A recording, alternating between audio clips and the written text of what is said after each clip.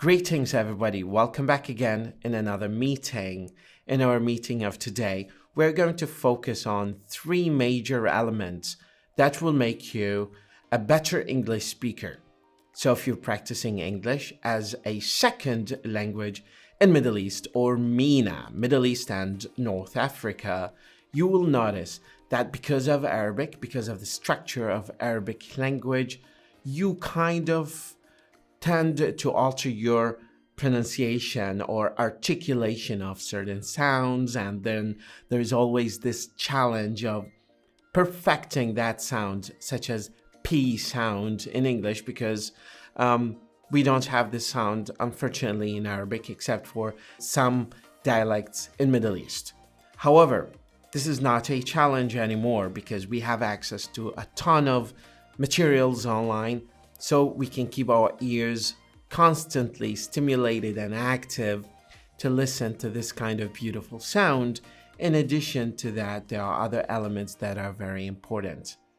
The second one, because I already mentioned the first one, which is the P sound.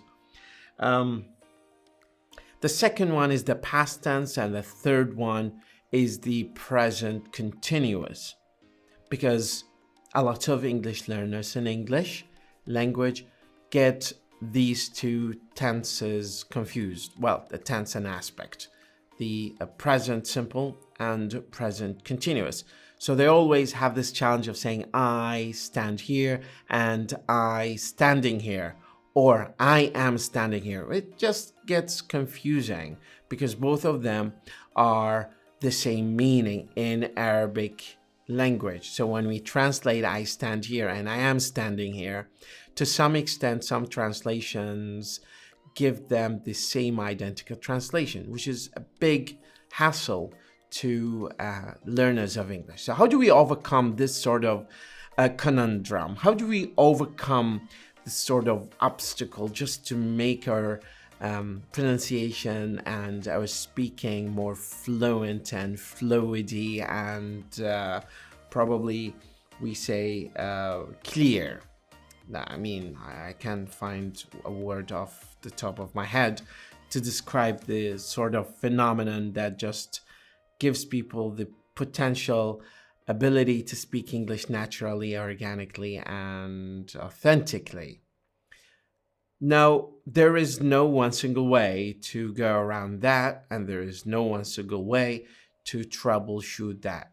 There are actually ways to do it. First of all, you need to keep your ears always constantly active by listening to some podcasts, natural and conversational and casual chat.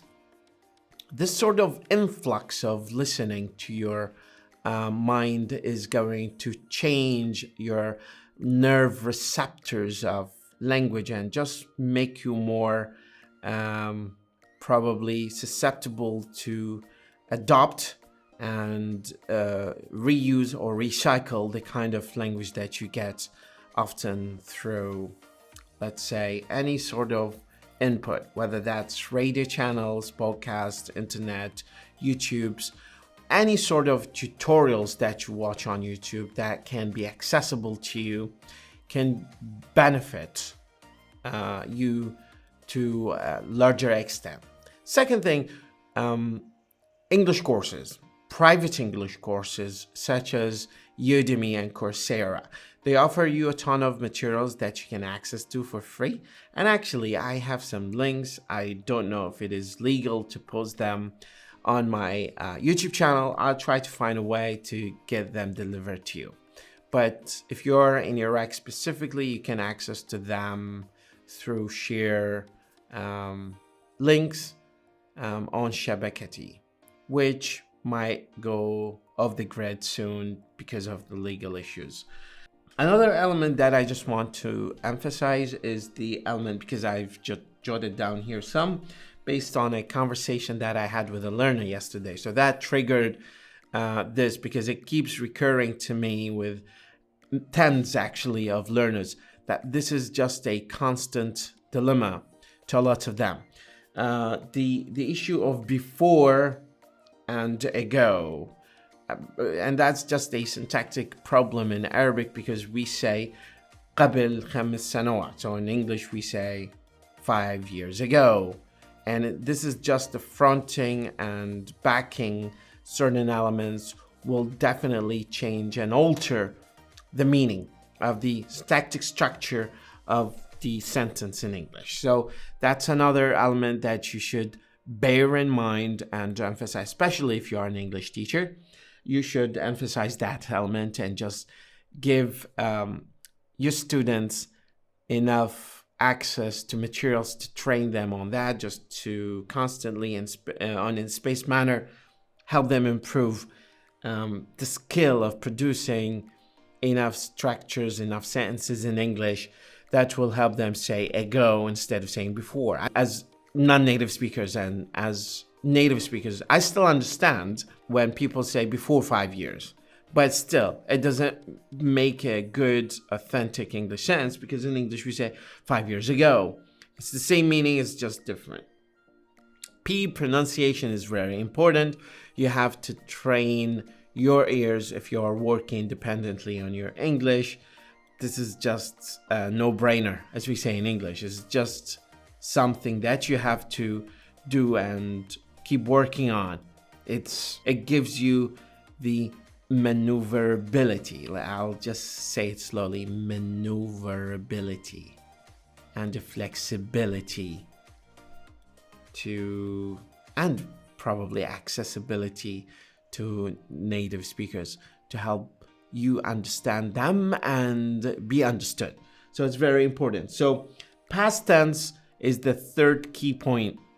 A lot of learners in English struggle with language just because of past tense, not because of the complexity of English grammar, because, I mean, let's be honest. If we compare English grammar to Arabic grammar, there's sky-earth difference in terms of complexity and difficulty, where English grammar underweighs the complexity of Arabic grammar. Arabic grammar outweighs its complexity, outweighs English grammar by probably miles, or let's say astronomical years or light years. So it's a no-brainer, as I said again in English, that we should give a bit of attention to the P sound in English and how we train our mouth to produce this sound over a spaced period of time. If you're training students, just keep in mind that you have to constantly bombard them with this sound over a spaced period of time so that they can accept it and condition their mouths to say it naturally and organically. I would add icing to that cake, the THES. For example, all the consonant clusters of 3 sounds like this, like for example, clothes or clothes. This is another relatively difficult sound to produce, so giving it a bit of attention is essential. And ultimately, I don't think we need to study all English grammar. We just need to emphasize the major elements that will help us produce good natural language. And from that circle of attention, this brings to mind the idea that once you want to access any language, access this language from your points of interests and hobbies and activities and sports and any sort of element that you find entertaining and interesting to you, to yourself, for self-development.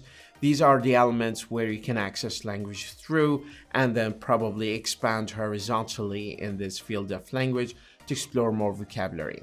You don't need to have tons of vocabulary in your mind stuffed to be able to produce language. You have to have very limited number of vocabulary to speak ad nauseum about variety of topics in English. So keep that in mind. It's very important. As a teacher, focus on these highlighted elements that I've noticed from teaching hundreds of students over the past 10-15 years of my life. You'll notice I got older, but these kind of my observations to the major grammatical topographic elements that we need to highlight, emphasize, and stress to help students produce better organic and authentic and fluid kind of language. Have a wonderful day. مدرب اللغة وليد خالد.